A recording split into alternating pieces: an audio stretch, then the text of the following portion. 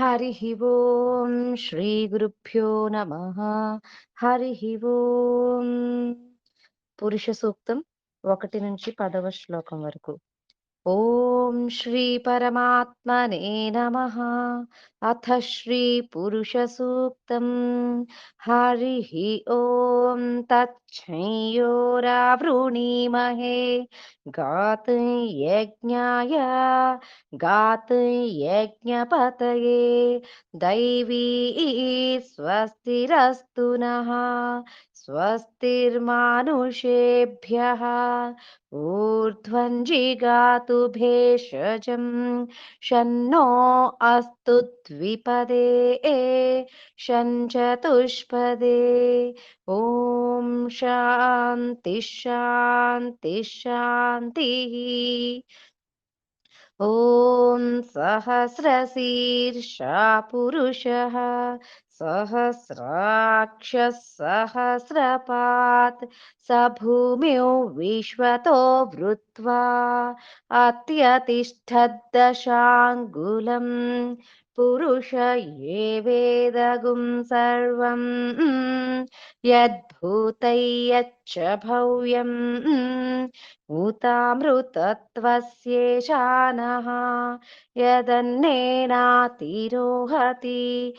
एतावानस्य महिमा अतो ज्यायागुश्च पूरुषः पादोऽस्य विश्वाभूतानि त्रिपादस्यामृतं दिवि त्रिपादूर्ध्वमुदयत्पुरुषः पादोऽस्येह भवात् पुनः ततो विश्वं व्यक्रामत् स शनानशने अभि तस्मात् विराडजायत विराजो अधिपुरुषः स जातो अत्यरिच्यत पश्चाद्भूमिमथो पुरः यत्पुरुषेण हविषा देवा यज्ञमतन्वत वसन्तो अस्यासीदाज्यं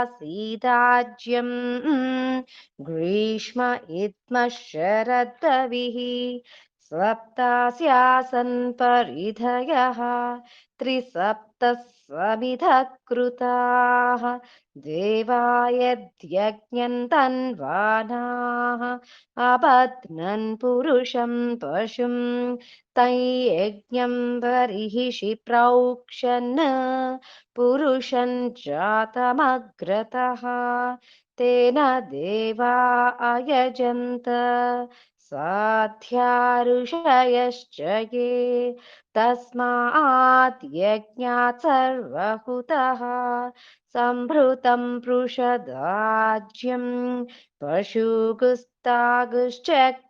वायव्यान् आरण्यान् ग्राम्याश्च ये तस्मात् यज्ञात् सर्वहुतः ऋचः समानि जज्ञिरे छन्दागुंसि जज्ञिरे तस्मात् यजुस्तस्मादजायत। हरिः ओम् श्रीगुरुभ्यो नमः। हरिः ओम्.